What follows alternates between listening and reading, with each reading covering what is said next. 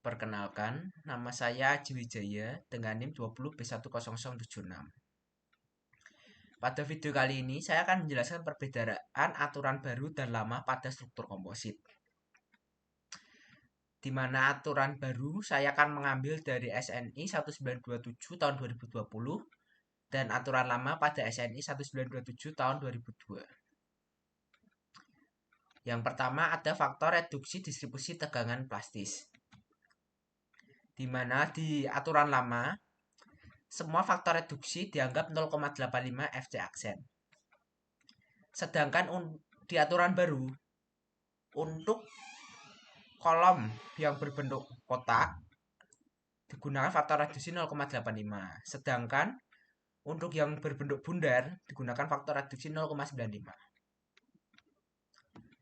Lalu yang kedua batasan mutu beton. Di aturan lama mutu beton normal maksimal 55 MPa dan yang minimal 21 MPa. Sedangkan untuk beton ringan minimal 28 MPa. Lalu untuk beton baru, aturan baru untuk beton normal memiliki mutu minimal 21 MPa sama. Sedangkan maksimalnya 69 MPa, di mana yang sebelumnya 55 MPa. Lalu untuk beton ringan minimal 21 MPa terjadi perbedaan yang awalnya 28 MPa dan ada batas maksimalnya yaitu 41 MPa. Lalu batasan mutu baja. Untuk aturan lama, tegangan leleh profil atau FY dari profil baik profil ataupun tulangan baja tidak boleh melebihi 380 MPa. Sedangkan di aturan baru, FY minimum dari besi profil atau baja profil memiliki batas maksimal 525 MPa. Sedangkan untuk yang tulangan memiliki batas maksimum 550 MPa. Lalu untuk di aturan lama dan aturan baru terdapat beberapa perbedaan istilah. Di mana di aturan lama plat beton disebut plat beton, sedangkan di aturan baru plat beton disebut slab. Lalu untuk rasio minimum baja pada struktur komposit. Untuk di aturan lama, luas penampang profil baja minimal sebesar 4% dari luas penampang. Sedangkan di aturan baru dibagi menjadi dua. Untuk yang pertama struktur komposit terbungkus beton dan yang kedua struktur komposit terisi beton. Di mana di rasio minimum dari penampang pelintang ini baja 1%. Sedangkan yang di aturan lama 4%. Lalu untuk jarak antar pengikat lateral tidak boleh melebihi dari 2/3 dimensi terkecil penampang kolom komposit. Sedangkan di aturan baru, spesi maksimum sengkang pengikat lateral tidak boleh melebihi setengah kali dimensi kolom terkecil. Jadi terdapat perbedaan yang awalnya 2/3 menjadi setengah.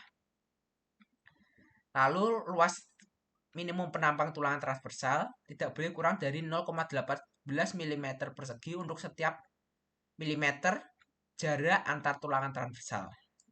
Sedangkan di aturan baru ditetapkan rasio tulangan minimum sebesar 0,004. Lalu yang selanjutnya ada rumus kuat tekanan nominal. Di aturan lama, rumus kuat tekanan nominal yaitu faktor reduksi dikalikan kuat tekan nominal. Di mana NN diambil dari AS kali FCR. Di mana FCR sendiri ada tegangan tekan kritis dan AS adalah luas penampang profil baja. Di mana FCR dapat dicari menggunakan rumus FMY per omega, di mana omega itu adalah faktor tekuk yang nantinya kalau di aturan baru dilambangkan seperti ini. Di sini terdapat beberapa lambda, aturan lambda. Jika lambda kurang dari 0,25, maka faktor tekuk 1. Jika lambda lebih besar dari 0,25 atau lebih kecil dari 1,2, maka lambda digunakan rumus ini. Begitu juga dengan lambda jika lebih besar sama dengan 1,2. Maka gunakan lambda ini. Untuk rumus lambda yang lainnya dapat menggunakan rumus yang ada di bawah ini. Lalu untuk persamaan di atas C1, C2, dan C3, koefisien itu untuk aturan sudah ada sendiri-sendiri. Untuk pipa yang diisi beton, menggunakan C1, C2 yang berbeda daripada untuk profil baja yang diselubungi beton. Ya, kalau untuk pipa baja yang diisi beton, berarti ini pipa, betonnya itu ada di dalam. Sedangkan untuk profil baja yang diselubungi beton, itu dapat berupa H-beam yang diselimuti oleh beton, di mana menurut aturan sebelumnya harus ada tulangan longitudinal yang mengelilingi dan ada sengkang yang mengikat tulangan longitudinal. Lalu untuk kuat tekan nominal yang rumus baru, untuk desainnya sebenarnya sama. Hanya saja terdapat perbedaan di faktor reduksi, di mana faktor reduksi awalnya 0,85, di sini 0,75. Dan untuk faktor tekuk, langsung dibagikan dengan untuk kekuatan tekan izin, langsung kuat tekan nominal dibagi dengan faktor keamanan tekuk. Lalu sama yang seperti tadi, ini dibagi menjadi 2 dengan syarat seperti berikut.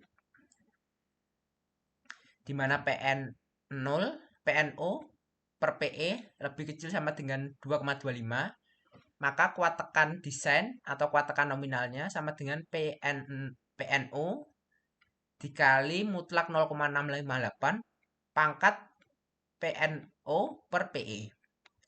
Di mana PNO itu adalah FY kali AS kali F ditambah FYS R ditambah AS kali ASR ditambah 0,85 FC kali AC. Sedangkan PE adalah beban tekuk kritis elastis yang ditentukan sesuai bab C lampiran 7. Atau rumusnya adalah sebagai berikut. Di mana P kuadrat dikalikan modulus elastisitas kalikan momen inersia efisien yang sudah ditransformasi per LC pangkat 2. Lalu syarat yang kedua, apabila PN O per PE lebih besar daripada 2,25, maka PN sama dengan 0,877 dikali PE. Lalu ini untuk kekuatan tekan tersedia komponen struktur komposit terisi beton simetris ganda, maka secara rumus dibagi menjadi 3 untuk penampang kompak, penampang non kompak, dan penampang langsing. PN0 untuk penampang kompak maka sama dengan PP, di mana PP sama dengan FY kali AS ditambah C2 dikali FC kali AC ditambah ASR ES per EC, di mana ES adalah modulus elastisitas besi dan EC adalah modulus elastisitas beton. Gunakan faktor C2 sebesar 0,85. Lalu untuk penampang non kompak gunakan rumus bawah ini. Jadi dapat disimpulkan untuk rumus kuat tekan nominal yang baru banyak faktor yang diperhitungkan dibanding aturan lama. Lalu untuk rumus kuat tarik nominal, di aturan lama tidak disebutkan rumus kuat tarik nominal, yang baru dapat disimpulkan tidak diperhitungkan, sedangkan di rumus yang baru itu diperhitungkan. Yang pertama ini untuk komponen struktur komposit yang terbungkus beton, maka rumus kuat tarik nominal adalah sebagai berikut dengan faktor reduksi 0,9 dan faktor tekuk 1,67. Lalu untuk komponen struktur komposit yang terisi beton, PN dapat dicari dengan rumus berikut dengan faktor reduksi 0,9 dan faktor tekuk 1,67. Lalu ada kuat lentur positif. Di sini terdapat perbedaan, di mana untuk aturan lama, faktor reduksi dibagi menjadi 2, ada 0,85 dan untuk yang syarat yang kedua ada 0,9. Sedangkan untuk aturan baru, untuk faktor reduksi diambil 0,9 semua. Dan faktor tekuk 1,67.